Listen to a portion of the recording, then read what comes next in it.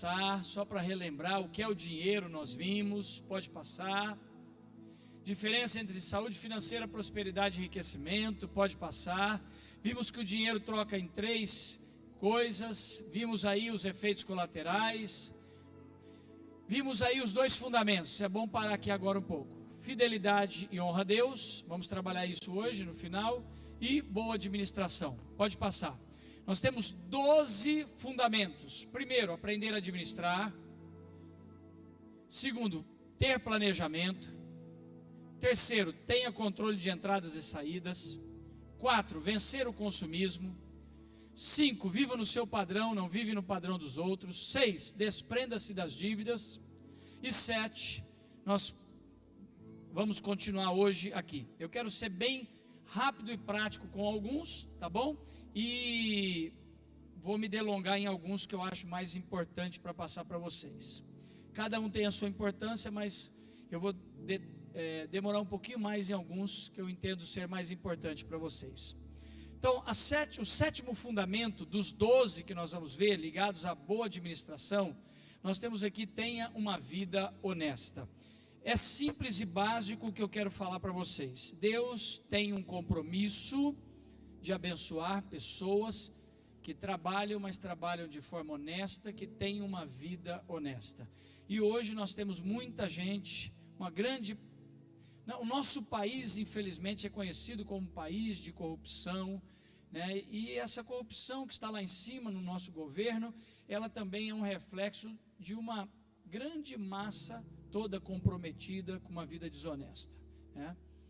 E quando a gente olha para o dia a dia, esses tempos atrás, na igreja lá em Sertãozinho, eu cheguei e não vi mais a cesta de lixo que é chumbada na calçada para colocar o lixo da igreja. Aí só vi o ferrinho cortado. Eu falei: o que aconteceu? O ladrão cerrou e levou a cesta de lixo embora. Eu fiquei pensando: onde nós estamos parando? Estão conseguindo roubar uma cesta de lixo que está chumbada na calçada, né?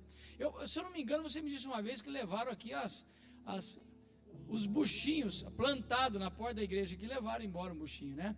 Olha para o irmão que está do seu lado e diga assim: todo espírito de roubo nunca pegue a sua vida, em nome de Jesus.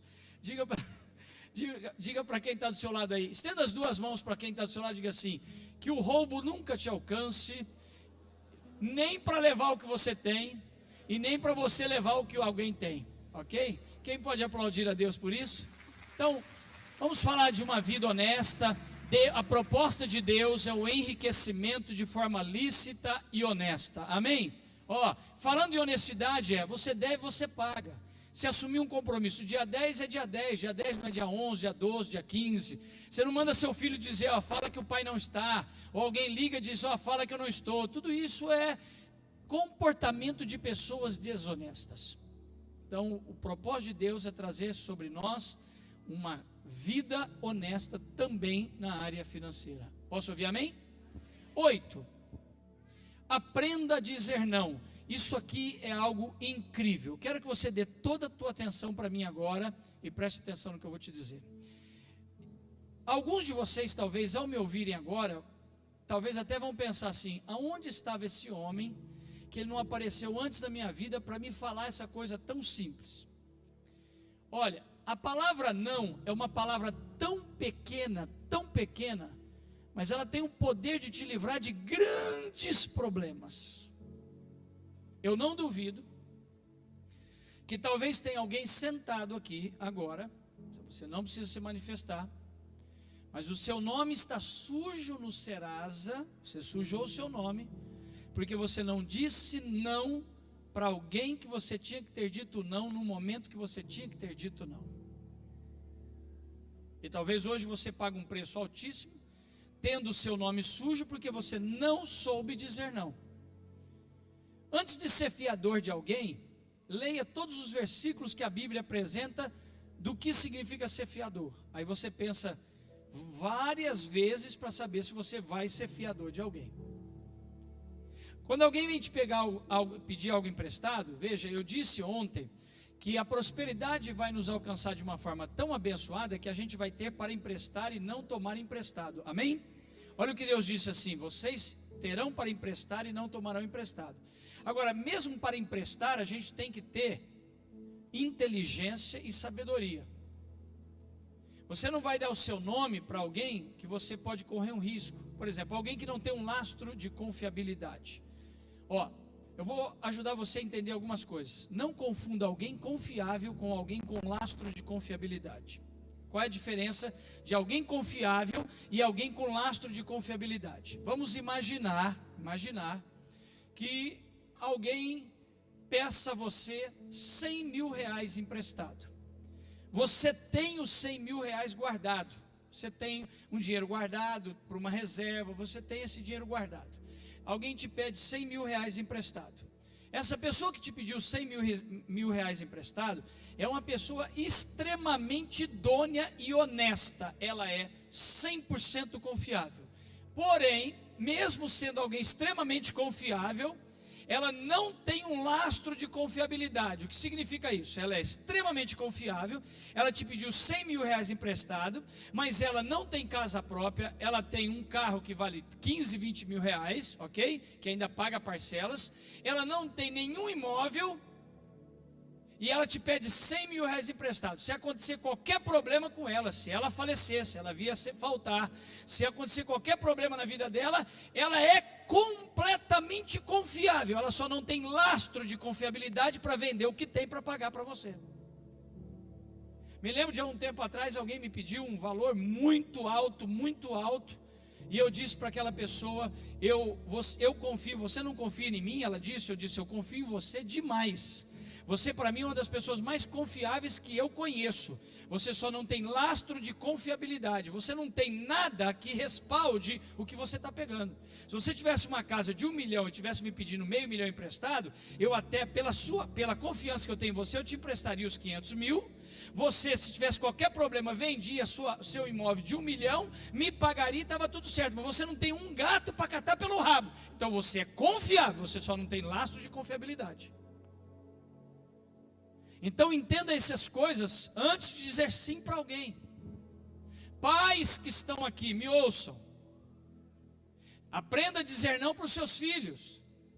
Você demorou anos, você está com 60 anos, demorou anos para conseguir uma casa própria, mais um aluguelzinho, para passar a sua vida tendo uma aposentadoriazinha para viver. Vai lá um filho descabeçado, faz um monte de besteira na vida, você vai vender tudo que tem para pagar o buraco do seu filho. Deixa ele virar homem e aprender quanto custa pagar as coisas. A gente tem que aprender a dizer não. Você é líder de célula, você é líder de grupos familiares, que vocês trabalham aqui, você é um orientador espiritual. Pastores que estão aqui, vocês não são financiadoras, vocês não são banco para financiar. Seus discípulos têm que aprender que nós somos orientadores espirituais. Nós não somos uma Caixa Econômica Federal, nós não somos um banco para emprestar dinheiro. Então o seu discípulo tem que aprender a ouvir não quando ele vem te pedir um dinheiro emprestado, e ele vai continuar seu discípulo. Os amigos que você tem, que você diz assim, mas como é que eu vou dizer não para um amigo que me pediu 2 mil reais emprestado? Eu até tenho dinheiro. A pergunta é, o dinheiro que você tem é para emprestar ou o dinheiro que você está com reserva para um destino? Então você não está mentindo quando você diz, não tenho dinheiro para te emprestar, mesmo tendo guardado. O dinheiro não é para emprestar. Então você está dizendo, eu não tenho dinheiro para te emprestar. Por quê? Porque esse dinheiro não é para emprestar, ele tem um outro destino para a sua vida. Posso ouvir amém? Algumas dicas que podem ajudar você a aprender a dizer não. Outra coisa, as pessoas que mais vão te dar problema com isso, provavelmente são as pessoas mais próximas. Dá um pouquinho mais de volume para mim, por gentileza. Ouça o que eu vou te dizer agora. As pessoas com mais probabilidade de te dar problema com questões de emprestar dinheiro, são as pessoas que têm mais laços afetivos com você. Então, por mais frio que pareça, o que eu vou te dizer é, quanto mais laços afetivos com alguém, mais preto no branco tem que ser. Ah, mas é meu cunhado, é minha irmã, é meu irmão. Faz um contratinho. É melhor envermelhar na hora do que amarelar depois. Fica com vergonha, fica sem graça. Ah, é o meu cunhado, pegou minha casa para alugar. Faz contrato. Ah, mas você está fazendo contrato comigo? Sou seu cunhado, sou sua irmã, sou seu irmão. Não, preto no branco. Eu aprendi isso lá atrás, muito tempo. Quanto mais laços afetivos, mais possibilidade de dar problema. Então, não tenha medo de fazer tudo preto no branco. Quantos estão entendendo? Digam amém.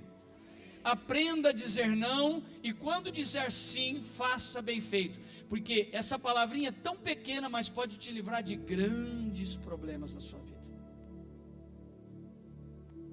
Faz sentido? Aprenda a dizer não, tá bom? Diga não aos seus filhos, diga não a pessoas que você tem que dizer não. Você não vai dizer não sempre para tudo, mas essa palavra ela vai encaixar-se muito bem em muitos momentos da sua vida. E talvez, como eu disse, alguém está aqui e tem um problema hoje, alguém te deve, não paga, porque você não soube dizer não naquele momento. E a gente tem que aprender a dizer não. Eu tenho aprendido, a minha esposa, graças a Deus, me ajudou muito com isso, porque ela tem uma facilidade de dizer não muito maior do que eu. Meu coração às vezes era maior, né? Um coraçãozão, e eu me lembro uma vez, há muitos anos atrás, que apareceu um discípulo em casa pedindo dinheiro emprestado, e era uma sexta-feira, ele era empreiteiro, tinha que pagar um monte de peão da obra dele lá, e ele desesperado, era um valor alto, nem sei te falar quanto que era hoje, sei lá, uns 20 e poucos mil reais, não sei. E ele desesperado disse: eu estou com um pagamento entrando segunda-feira, está na sua conta. Isso deve fazer uns 18 anos. Eu tenho um código com a minha esposa que é assim: se a gente estiver num lugar e ela me der uma piscada, ela está dizendo: está super legal aqui, pô, a gente podia ficar aqui mais pelo menos uma meia hora, 1 hora, 2 horas, está legal aqui, né? Se ela piscar 2 vezes para mim, ela está dizendo: está meio estranho o negócio aqui, acho que a gente tem que ficar meio esperto. Agora, se ela piscar 3 vezes para mim, disfarçadamente, ela está dizendo: vamos embora, porque algo não está certo aqui. E eu me lembro que o discípulo estava na minha frente, desesperado, chorando, pedindo dinheiro. Ela foi atrás do discípulo, ela ficava assim, ó.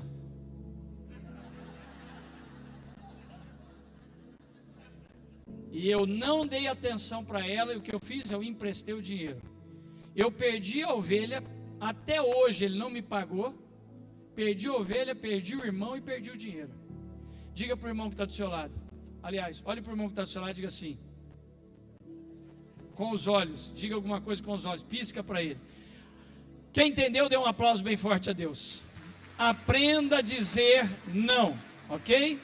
Princípio número 9. Princípio número 9. Eu estou correndo porque eu tenho algo especial para partilhar com vocês, que eu quero dar um pouco mais de tempo para isso, ok? 9. Busque conselho dos mentores. Diga comigo assim: mentores. Existem pelo menos 2 classes de mentores: mentores espirituais e mentores naturais, ok?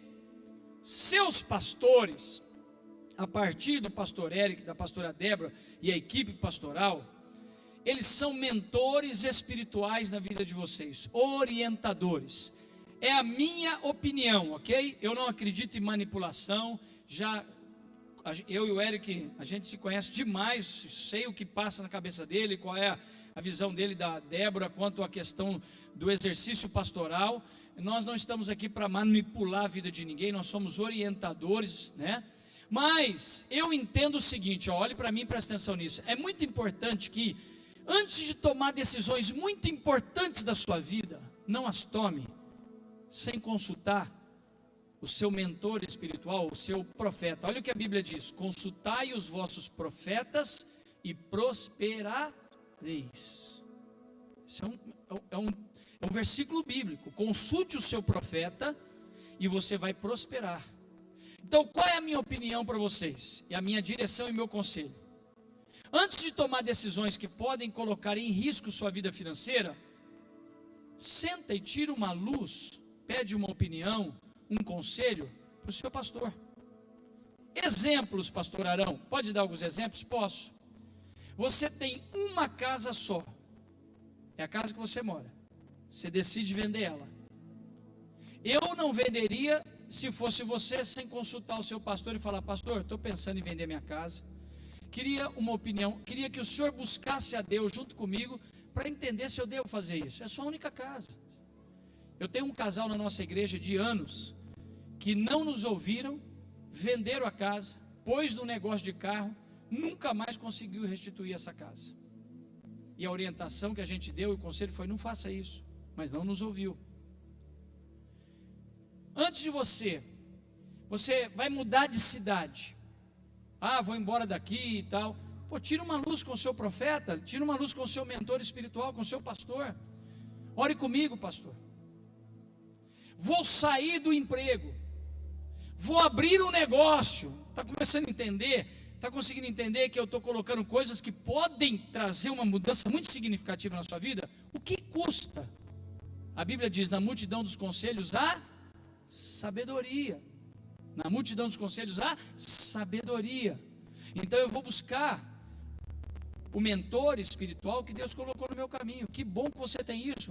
A grande massa das pessoas de Barretos não tem uma pessoa, um pastor que está buscando a Deus, que está conectado com o Espírito Santo para poder ser mais alguém que vai ajudar você a encontrar o caminho certo. A chance de errar diminui muito quando a gente consulta os mentores.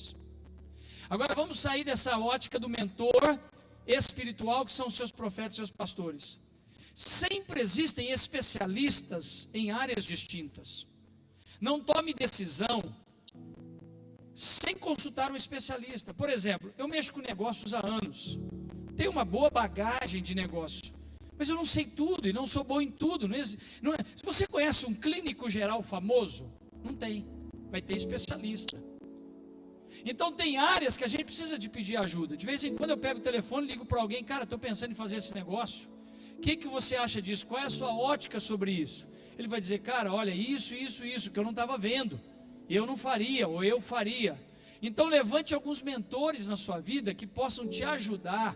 Por exemplo, você está aqui na igreja, seja humilde, você é homem, você não tem muita facilidade, você tem dificuldade com finanças.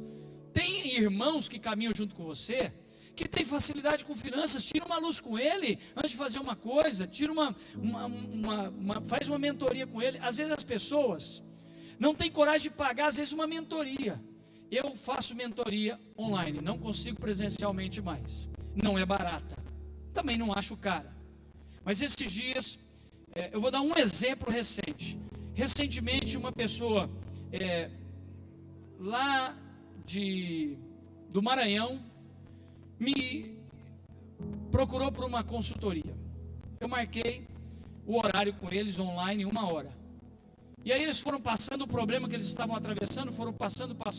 Quando foi dando ali 50 minutos, 45, 50 minutos de passar os problemas, eu já comecei a entender uma solução que havia dentro daquilo, porque eu tinha uma noção de um contrato, de uma possibilidade de um contrato. Perguntei para ele: isso foi feito um contrato? Ele olhou para a esposa: foi feito um contrato? Foi feito um contrato. O contrato está com vocês? Tá, tem que pegar aqui na contabilidade. Busca o contrato. Eu falei: lê a cláusula que trabalha sobre isso. Eles leram a cláusula e disse: está resolvido o problema de vocês. Eles olharam para mim: como assim? Lê a cláusula novamente. Eles teriam que ressarcir para 3 clientes 6 milhões de reais. Mas havia uma cláusula no contrato, que eu já tinha uma noção daquela cláusula do contrato, que eles poderiam pagar 10% desses 6 milhões. Ou o cliente fazia um acordo com eles. Mas no desespero deles, eles não conseguiam enxergar aquilo e não tinham noção daquilo. Ele olhou para ela, para a mulher, o marido olhou para ela e falou assim: de onde você arrumou esse homem? Ele disse: eu sigo ele na internet. Liga para o cliente amanhã, fala que você então vai entrar na questão do contrato, e dentro do contrato tem essa cláusula que ele me ligou no outro dia, o cliente voltou atrás, aceitou a proposta dele, e ele estava entregando uma fazenda para fazer o pagamento da dívida de 6 milhões de reais. Eu fui o cara mais barato que já passou na vida dele até hoje. Às vezes você está passando por um problema, mas você não tem coragem de consultar alguém, tirar uma luz com alguém que pode te ajudar.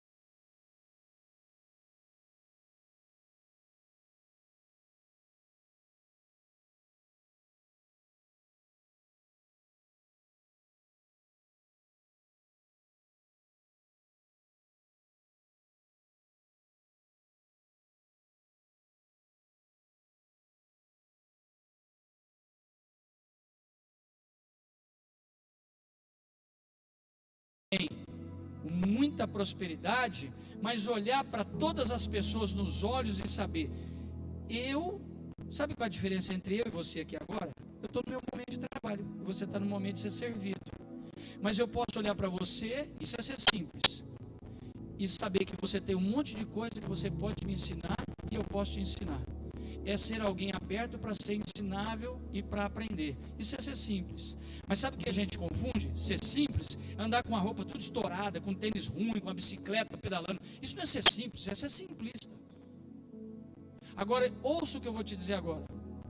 A maioria das pessoas, e todos nós aqui corremos o risco disso, é de perder a simplicidade na caminhada.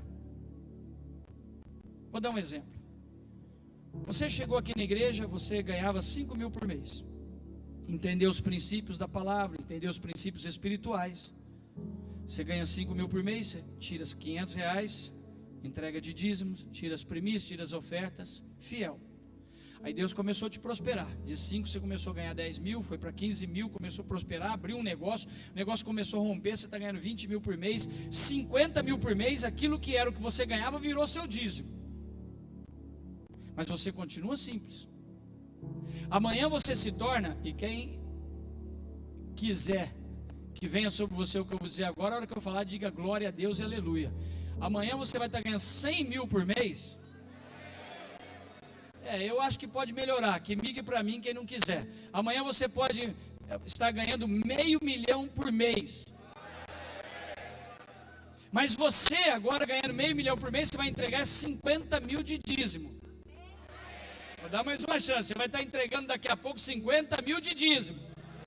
Mas você é uma pessoa simples, não simplista.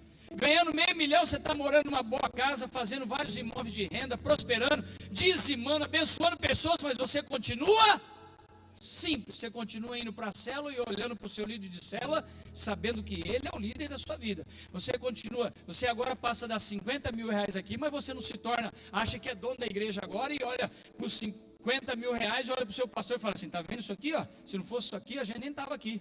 Não, você continua simples. Continua estando com os irmãos. Quantos estão entendendo? Digo amém. Porque sabe o que acontece? Olhe para cá agora. A maioria das pessoas, quando começam a ver a cor do dinheiro, eles começam a ficar orgulhosos, soberbos, altivos, prepotentes, arrogantes. Eu me lembro um dia que eu estava na minha casa e eu comecei a falar com Deus. Deus, o Senhor me levantou para ser um libertador financeiro no meio evangélico. Revela mais coisas sobre finanças para mim. Eu comecei a falar com Deus, falando, e de repente o Espírito Santo falou comigo assim, a prosperidade é igual ao vinho. Eu falei, a prosperidade é igual ao vinho? E pensamos, como assim a prosperidade é igual ao vinho? Aí o Espírito Santo falou comigo assim, estude o significado do vinho na Bíblia. Aí eu comecei a estudar o significado do vinho na Bíblia. O vinho, ele fala de gozo, de alegria, prazer. Esse é o simbolismo do vinho. Gozo, prazer. Aí o Espírito de Deus me disse, o vinho é como a prosperidade. A prosperidade traz prazer, traz gozo, melhora a sua vida. Mas como o vinho embriaga, se você não tiver equilíbrio, a prosperidade, o dinheiro também pode te embriagar. Então, abra suas mãos assim que eu quero liberar uma palavra profética para quem quiser receber agora, e olhe para cá. Que você comece a prosperar nos próximos 3 a 7 anos de uma medida tão grande, que você se tornará um dos maiores dizimistas dessa igreja. Mas você vai continuar simples e simples. Sua qualidade de vida vai melhorar, seu carro vai melhorar, sua casa vai melhorar, seus imóveis vão melhorar, seus ganhos vão melhorar, mas você continua simples, sem orgulho, sem soberba, sem arrogância, continua simples. Sabendo que nós somos meros administradores temporários de algumas coisas aqui na terra. Quem pode ouvir e receber essa palavra como uma palavra de Deus para a sua vida? Amém? Glória a Deus. Ao mesmo tempo, olha isso que legal. Então, mantenha a simplicidade e o nível de contentamento. Agora, não confunda contentamento com acomodamento. O que é nível de contentamento? Você é feliz com o carro que você tem hoje? Você não murmura dele, você não reclama dele, você é feliz com a casa que você tem? Você é aberto para crescer. Aí Deus te dá algo mais, você é feliz, você tem contentamento, mas aberto para o crescimento. Posso ouvir amém?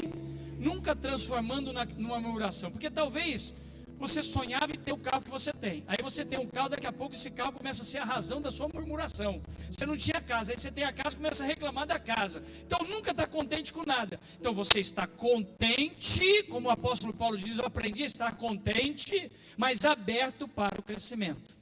Amém? E isso é muito importante na nossa relação com as finanças, tá bom? 11. Evite desperdício. Cuide bem do que você tem. Tem gente que tem um espírito destruidor. Eu dei um jogo de sofá para uma família há um bom tempo atrás, de presente. Fui lá, comprei na loja, dei o jogo de sofá, mandei entregar na casa deles. 1 ano e meio depois que eu fui na casa deles, fiquei 1 ano sem aparecer lá, fui aparecer lá, eu pensei, eu olhei para o jogo de sofá e falei, não, eles não conseguiram destruir isso em 1 ano. Cheguei lá, os filhos dele, tudo marmanjo, com os pés tudo sujo em cima do sofá. O braço do sofá já estava todo descosturado. 1 ano, eles conseguiram destruir um jogo de sofá, que eu paguei R$4.500, eles destruíram em 1 ano. É um espírito de destruição. Tem gente que consegue destruir o que tem. Então ensina seu filho a fechar a geladeira com carinho. Geladeira não é a porta de um caminhão trucado. Ensina seus filhos a tirar os pés para entrar em casa, para entrar no quarto, para não subir na cama, que custou dinheiro. Cuide daquilo que você tem. Pastor, eu não tenho uma casa própria, eu pago aluguel. Se você não consegue cuidar bem de uma casa que você paga aluguel, você nunca está pronto para ter uma casa própria. Deus te deu um carro. Eu fiquei quase 25 anos viajando.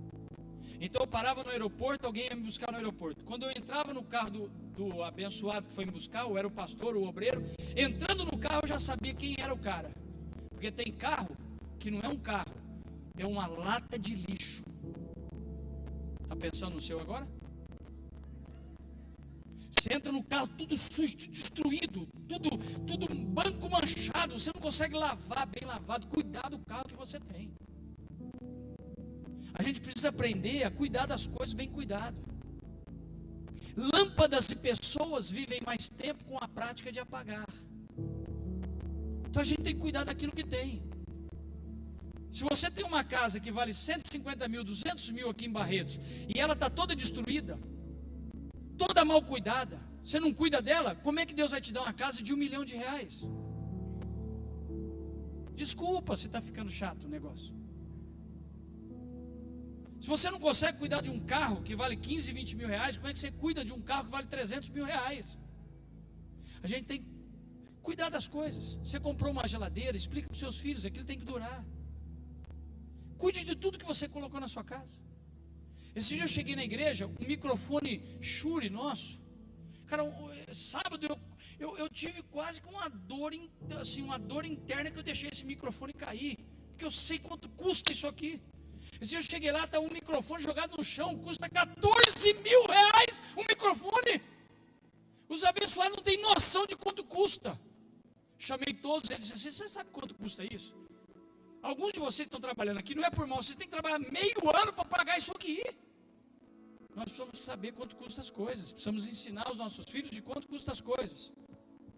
Alguém está ouvindo? Diga amém. Então quando você consegue evitar desperdício, olha para cá. Sabe aquela gavetona na sua geladeira que coloca verduras? 30%, 37% daquilo é perdido. Frios é comprovado que chega a perder 35% de tudo que você compra. Você não cuida das coisas. Você vai lá, compra 10 filão de pão, não fecha o saco direito, não guarda para fazer torrada, daqui a pouco está tudo embolorado. Aí você trabalha feito louco, ou alguém da sua casa trabalha feito louco, e você joga o dinheiro fora, na lata do lixo.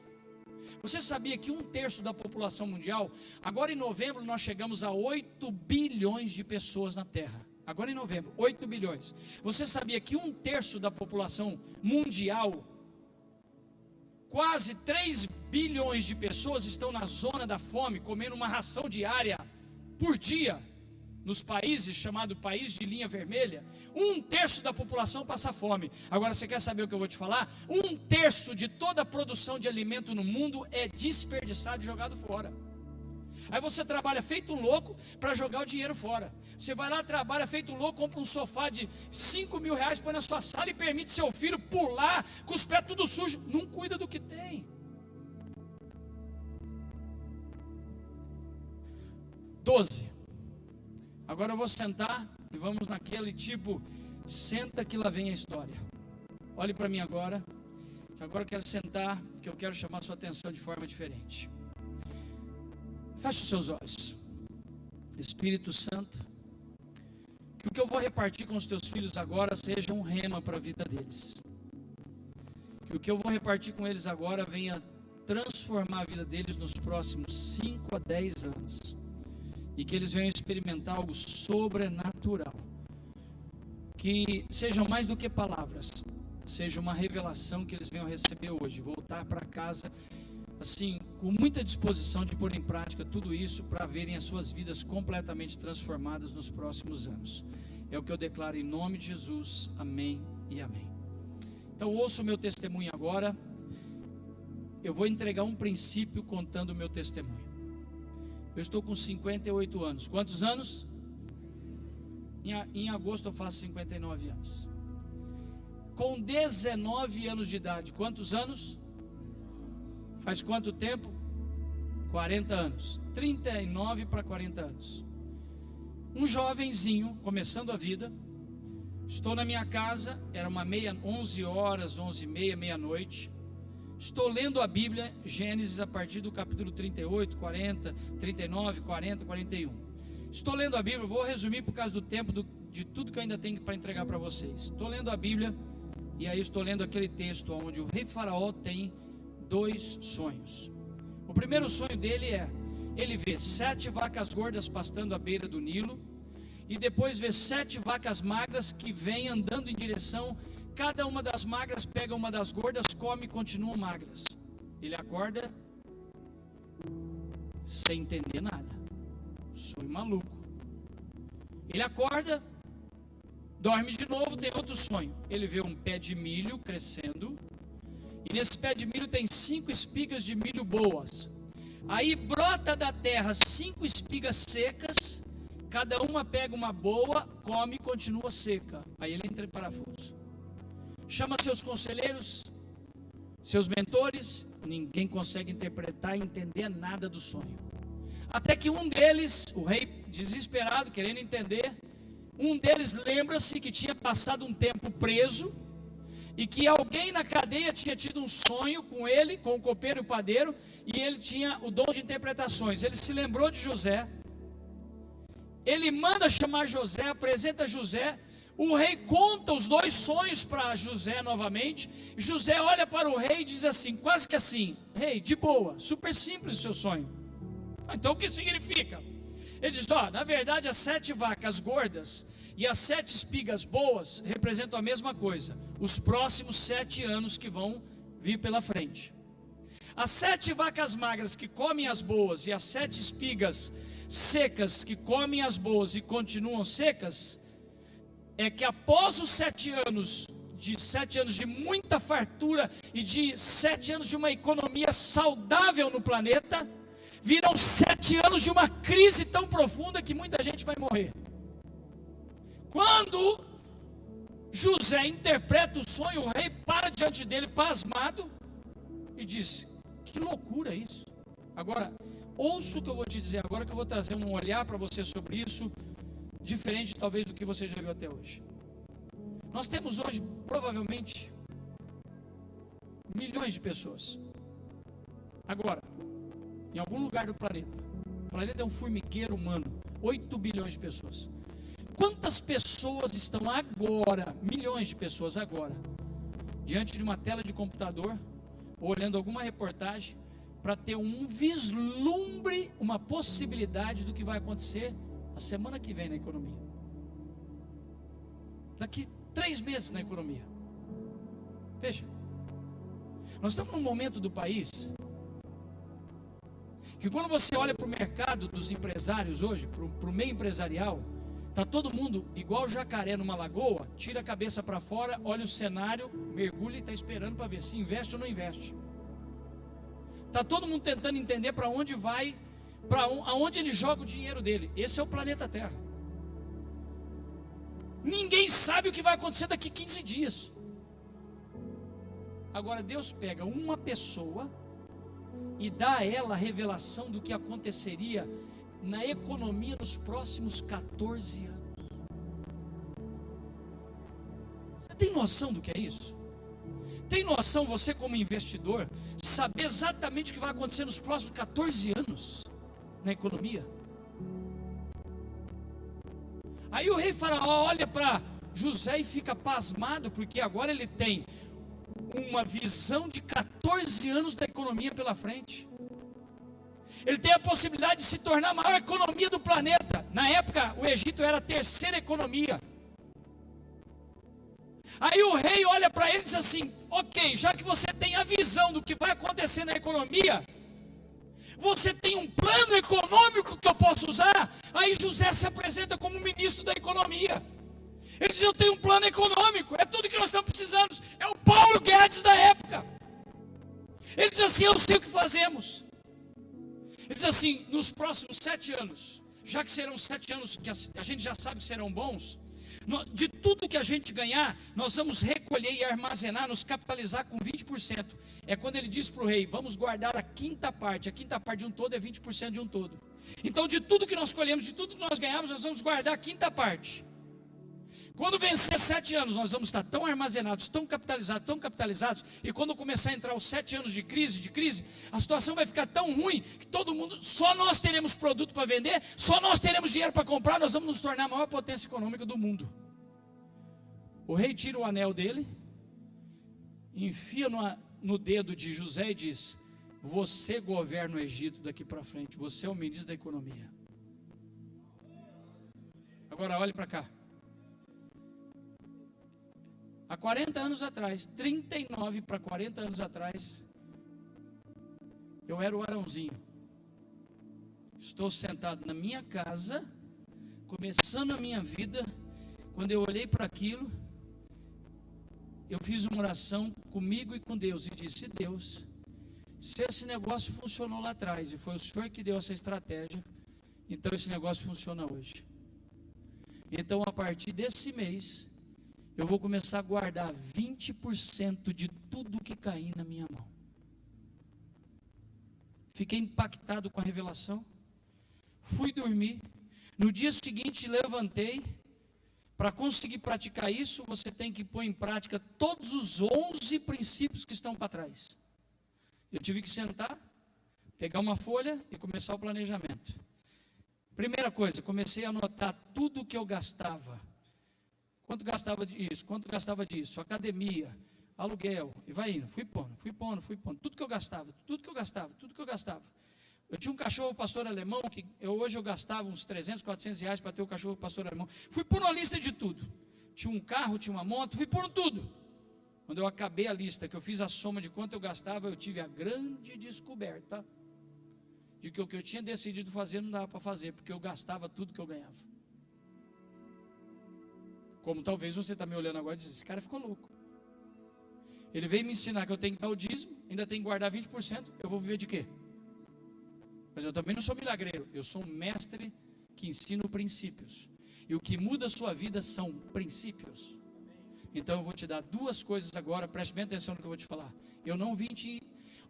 você não está participando de uma conferência de finanças para iludir você. Você está passando de uma conferência de finanças que você está aprendendo princípios. E princípios às vezes dá trabalho de pôr em prática, mas se você colocar, ele dará resultados. Olhe para mim agora e não se desvie de nada. Olhe para cá. Na manhã seguinte eu olhei, eu não podia fazer aquilo. Então eu tinha 2 alternativas. Eu vou te falar quais são as 2 que você tem e provavelmente não a outra. Primeiro, eu descobri que o que eu gastava já estava comprometido com o que eu ganhava. Então o que eu tinha que fazer? Enxugar os gastos.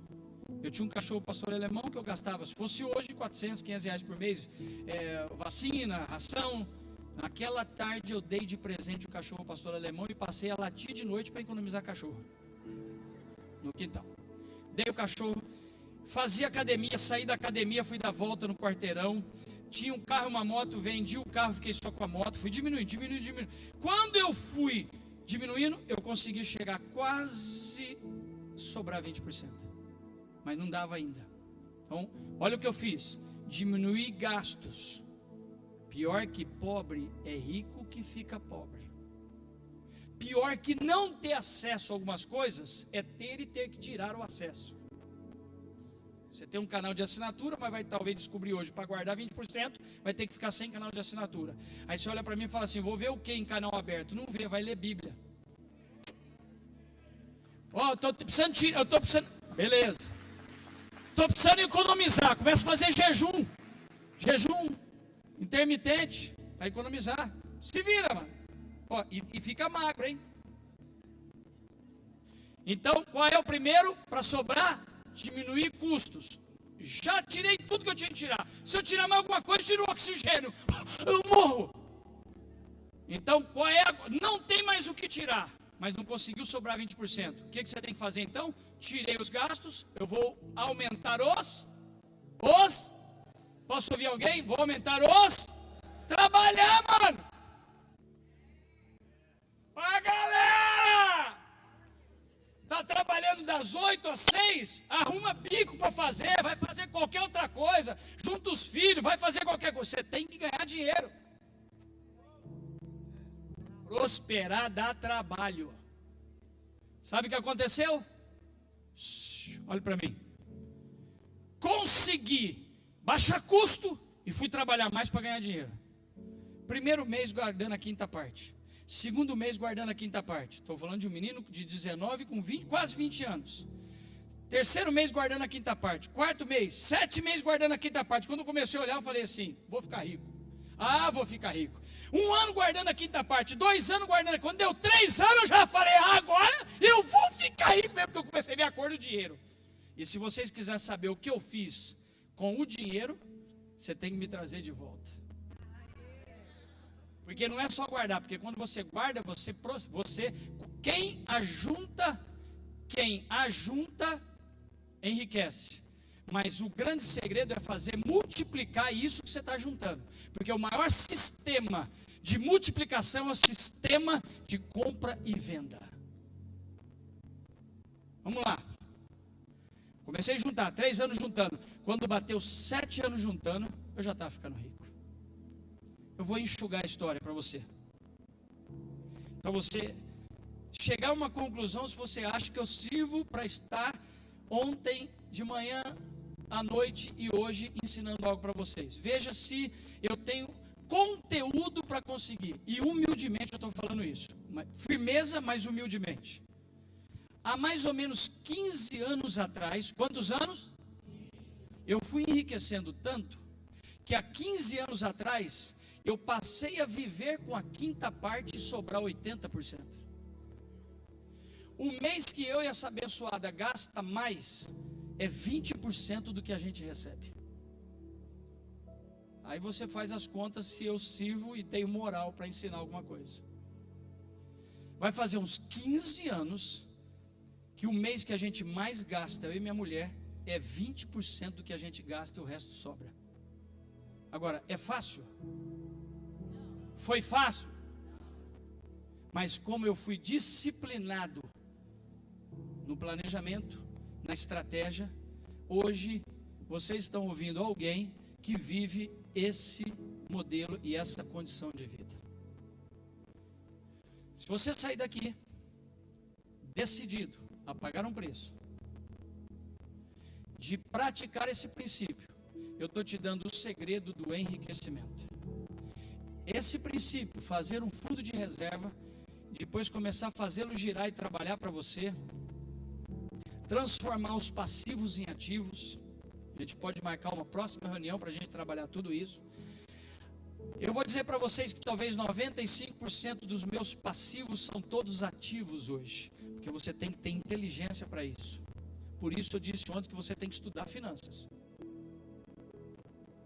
Mas isso é uma das maiores sacadas que Deus trouxe a minha vida há 39, 40 anos atrás. E isso, qualquer um de vocês aqui tem acesso a isso. É só decidir. Não é fácil, mas se você fizer, eu garanto a você que se você praticar isso por 7 anos, a chance de você ter se tornado milionário é monstruosa.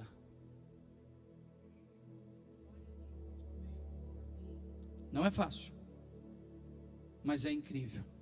Amém? Posso ouvir amém? Pode passar.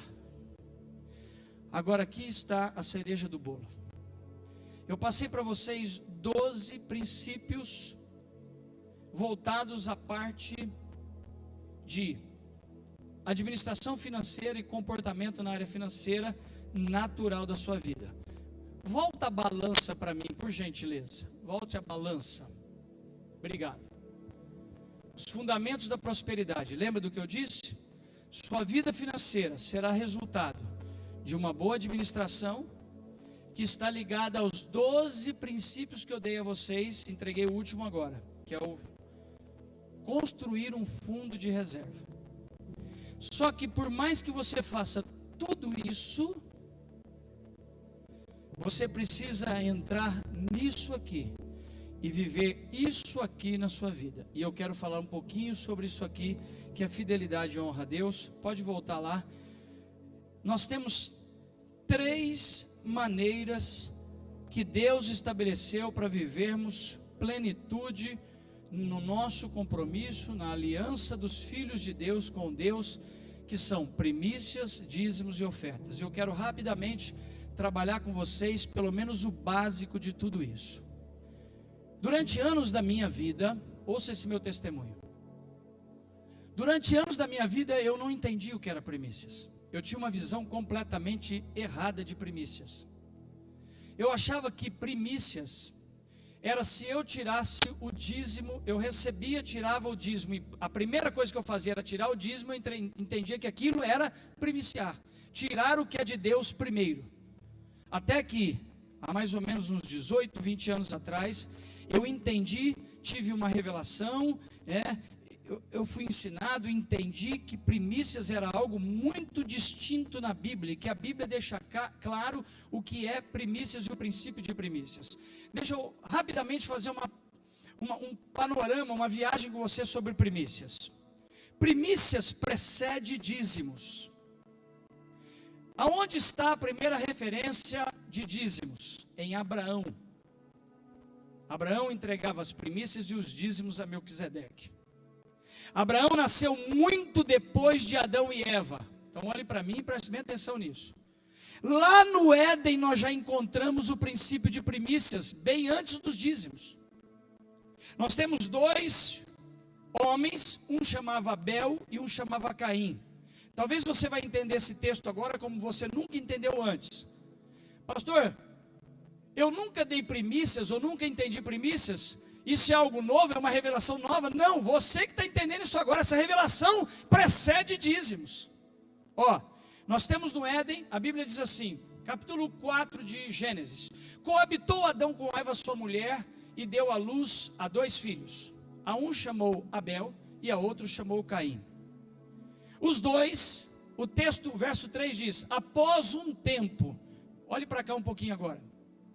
O que significa a frase após um tempo? Eu vou traduzir. No hebraico está dizendo após um ciclo de trabalho, após o fechamento de um ciclo. Ou seja, uma vaca ficou prenha, fica tantos meses prenha, nasce o filho, fechou um ciclo. Uma mulher ficou grávida, 9 meses depois dá luz. Você plantou soja, tem o ciclo da soja, nasce a soja. Você plantou milho, passa um tempo, nasce o milho. Você plantou algodão, nasce todo o fechamento de ciclo. O texto está dizendo em hebraico o seguinte: após um ciclo, ou após um tempo que se fechou um ciclo, do plantar ao colher, do ficar prenha ao nascer, após um ciclo, trouxe Caim uma oferta a Deus, e trouxe Abel uma oferta a Deus. Os 2 trabalhavam na terra. Um mexia com lavoura, pecuária e agropecuária. Um mexia com gado, outro mexia com lavoura. Abel mexia com animais. Então ele tinha lá 100 ovelhas, um exemplo. Então as ovelhas ficavam prenha, tinha um ciclo de nascer as novas ovelhas, que é a multiplicação. Caim plantava na lavoura, plantava lá as frutas, plantava os cereais. Após um tempo vinha a colheita. Então Deus agora está esperando que eles tragam a Deus o que lhe pertence. Então o texto diz que trouxe Caim uma oferta a Deus. E Deus não se agradou dele, da atitude dele, nem do que ele entregou. Agora, preste atenção no que eu vou te dizer. Quando você pega o livro de Gênesis, que você vê lá, e trouxe Caim uma oferta, a palavra ali é minkal, no hebraico. Ou seja, trouxe Caim uma oferta voluntária. Mas Deus não se agrada da oferta e nem da atitude dele ter dado aquilo. Porque na verdade, antes dele ter dado aquela oferta, ele tinha que ter praticado o princípio das primícias. Por isso que Deus diz: eu não te aceito nem o que você me entregou. Aí a Bíblia diz o seguinte: e trouxe Abel por sua vez das primícias, e mais a gordura. A gordura é a oferta, as primícias é o princípio de ter entregue. Porque Deus aceita Abel e aceita a sua oferta? Porque quando ele vai lá no rebanho dele, ele pega exatamente as primícias. O que significa a palavra primícias? Primeira parte, os primeiros resultados de um todo. Então quando você trabalha em alguma área da sua vida, cada um tem uma área aqui. Quando você trabalha e vê os resultados, tirar as primícias, que não tem nada a ver com dízimo, é tirar os primeiros resultados. Então Abel vai lá e pega as primeiras crias que tinham nascido e traz e entrega ao Senhor. Caim, por sua vez, entra lá no meio da sua plantação e diz: vou pegar alguma coisa aqui, mas não pegou as primícias. Então Deus rejeita Caim e aceita Abel, porque um praticou o princípio das primícias e o outro não praticou o princípio das primícias. Agora, preste atenção no que eu vou te falar aqui. Eu vou fazer uma viagem com você agora para Malaquias. Nós saímos de Gênesis, vamos lá para o último livro. Em Malaquias diz o seguinte: roubará o homem a Deus? Vocês estão me roubando, dizendo para a nação. Aliás, não vocês, desde o dia dos vossos pais. Vocês são a segunda geração que vem me roubando. Por isso que vocês estão nessa situação tão horrível financeira. Aí a nação olha para Deus assim: mas nós estamos te roubando? Como que alguém pode roubar Deus? Você é Deus. Aí Deus olha para eles assim: vocês estão me roubando nos dízimos e nas ofertas. Aí eu pergunto para você: como alguém pode roubar oferta, se a oferta é voluntária? É que a palavra oferta em Malaquias é a palavra terumã. A tradução melhor seria: vocês estão me roubando nos dízimos e nas primícias. É a mesma palavra que está em Gênesis. O que Deus está requerendo, porque olhe para cá agora e preste muita atenção nisso, porque tudo que o diabo quer é que você se desvie disso aqui, ó. Nós temos 3 pecados financeiros aparecendo em Malaquias. No capítulo 1 diz: o servo honra o seu senhor, o filho honra o seu pai. Por que vocês estão me desonrando? Mas como nós estamos te desonrando, Deus? Está lá no capítulo 1 de Malaquias. Vocês estão me desonrando porque vocês estão me trazendo a oferta do boi cego, do coxo e do enfermo. Então, eles não estavam roubando nas ofertas, como diz no capítulo 3. Oferta voluntária eles estavam entregando, era a única coisa que eles estavam entregando. Eles tinham parado de dar os dízimos e parado de dar as primícias. Eles não tinham parado de ofertar. Eles ofertavam, só que o pecado estava tão grande que eles não davam dízimo, não davam as primícias, e o que entregava, que era oferta, ainda era do boi cego, do coxo e do enfermo. Então tínhamos 3 pecados: roubo nos dízimos, roubo nas primícias, e o que entregava de oferta ainda era resto diante do que eles podiam entregar. Então no capítulo 1 Deus está dizendo: essas ofertas que vocês estão me entregando é resto. Dentro da possibilidade que cada um de vocês tem, você está me entregando o que é resto. Parou de primiciar e parou de dizimar. Então as primícias, elas estão muito claramente. E quando a gente vem para o Novo Testamento, as primícias estão claras. Jesus foi as primícias de Deus para nós. A palavra de Deus diz: trazei os dízimos do coentro, trazei os dízimos da hortelã, trazei as primícias. Nós não vamos ter tempo para explanar isso agora, podemos marcar uma noite para a gente explanar, bem explanar tudo isso. Mas eu queria partilhar com você: primícias é primeiros resultados.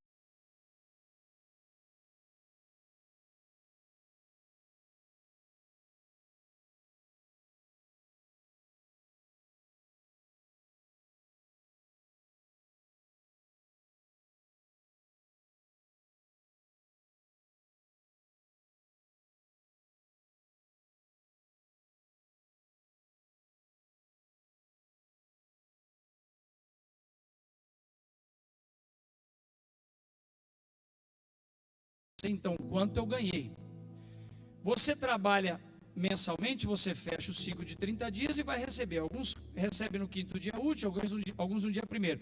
Mas você está recebendo o ciclo de trabalho. Então, a contabilidade fecha 30 dias. Você pode fazer a declaração anual, mas você fecha mensalmente cada mês seu, seja nos negócios ou no seu trabalho. Ok? Então, como eu posso repartir, como eu posso separar primícias? Eu vou te dar um cálculo sugestivo, é o que eu pratico e é o mais fácil de se entender. Você pega o seu ciclo de trabalho de 30 dias, quanto você recebeu? Imagina que você recebeu R$1.000 por mês. Você divide 1.000 por 30, que é o ciclo de trabalho, descobriu quanto você ganhou no primeiro dia de trabalho. Retira as primícias, que é o primeiro dia de trabalho. É como se você chegasse para Deus e disse assim: essa aqui é a minha primeira oferta do mês, é as minhas primícias, é o que representa o meu primeiro dia de trabalho, entreguei. Do que ficou, você tira os dízimos. Daí para frente, são ofertas livres. Qual foi o pecado de Caim? Ele não tirou primícias, ele tira algo, mas não tira o princípio, quebra o princípio de primícias. Aí Deus o rejeita. Quando nós estudamos toda a palavra de Deus, você vai ver que a nação, quando quebrava o princípio de não entregar as primícias e os dízimos, eles entravam num declínio financeiro.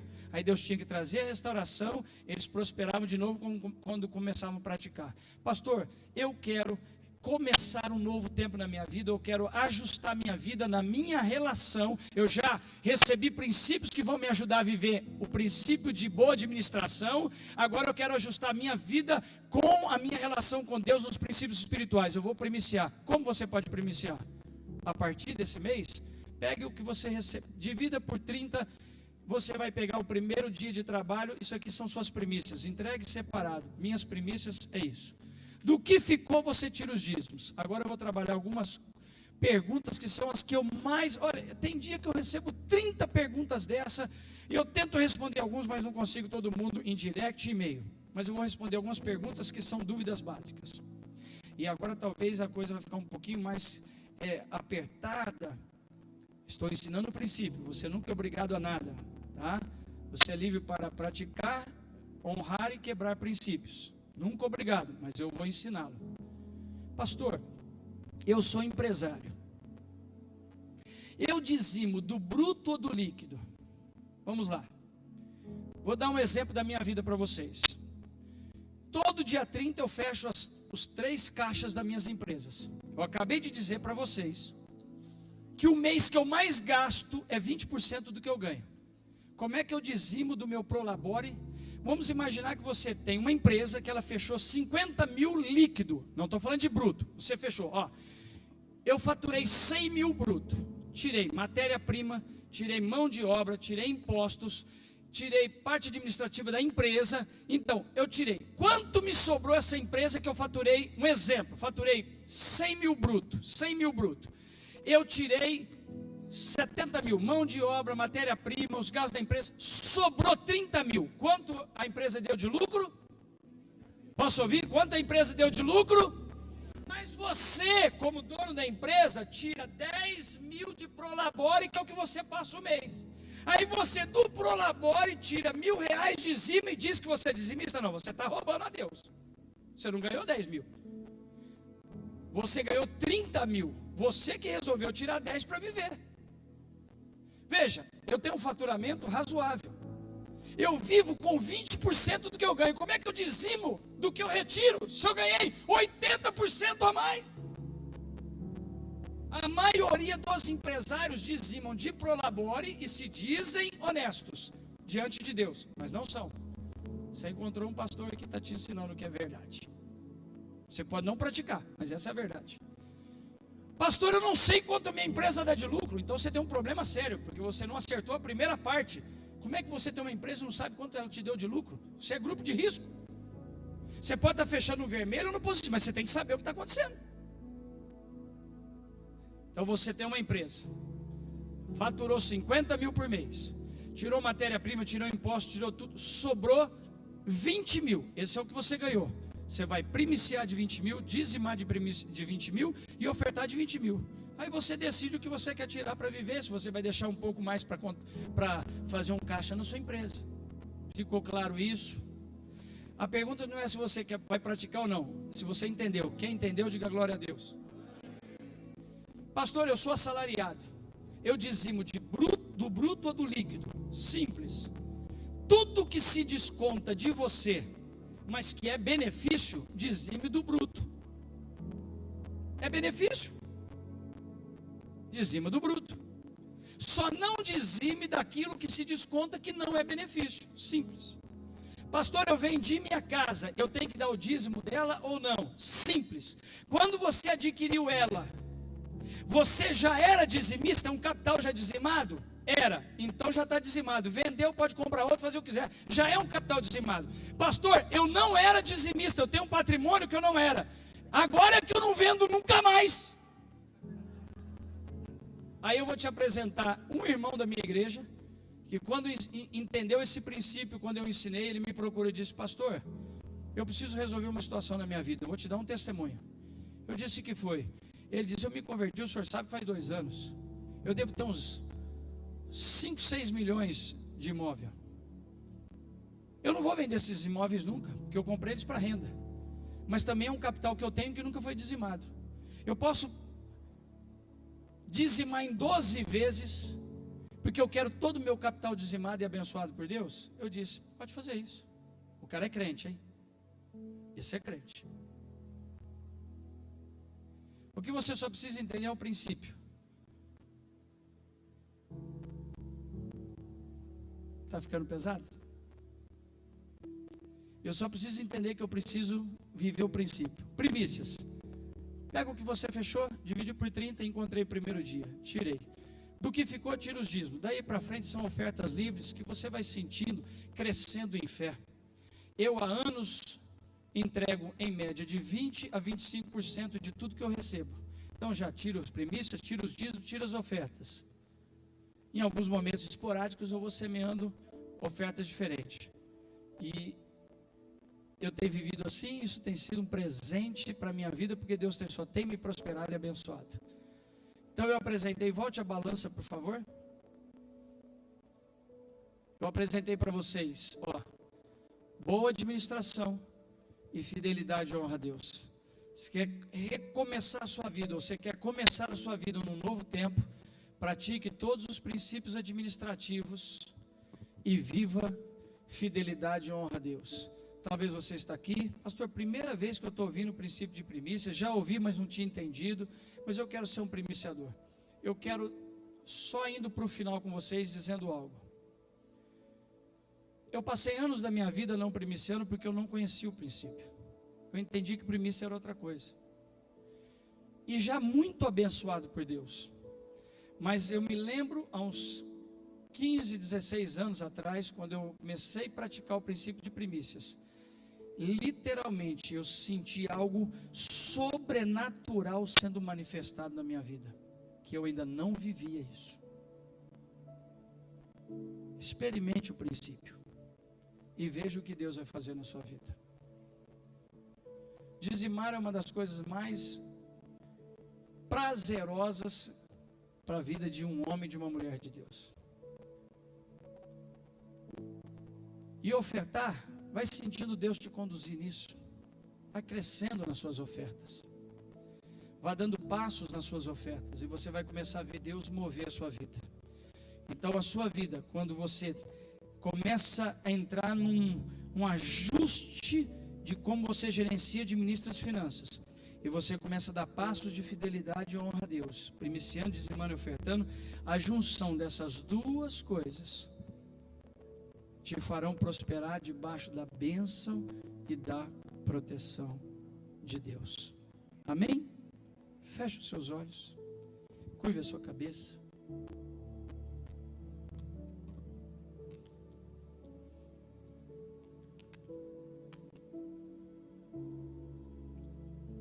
Feche os seus olhos. Senhor Deus, nós estamos aqui na tua casa, na tua presença. Desde ontem de manhã, ontem à noite, hoje à noite, recebemos princípios. Princípios que são princípios que o Senhor estabeleceu para o seu povo, para aqueles que têm uma aliança com o Senhor, para aqueles que entregaram suas vidas para o Senhor como Salvador e Senhor das nossas vidas. Nós não queremos nos relacionar somente com um Jesus Salvador, como a grande massa das pessoas se relacionam. Tiveram um encontro com Ele como Salvador, salvou as suas vidas, mas Senhor eles não querem se relacionar, porque Senhor é dono de tudo, dono da tua vida e de tudo que você tem. Então que haja um despertamento na vida de cada um dos teus filhos aqui, de entenderem que o Senhor é Senhor, é Salvador, mas também é Senhor das nossas vidas. Somos administradores temporários de conquistas que o Senhor tem nos dado a graça e nos ajudado a conquistar nessa terra. Dá prazer aos teus filhos aqui a olhar para a vida financeira, aqueles que estão aqui, que têm administrado mal suas finanças, que não têm tido controle, não têm tido planejamento, gasta mais do que ganha, que os teus filhos saiam daqui decididos a uma mudança completa no gerenciamento das suas finanças.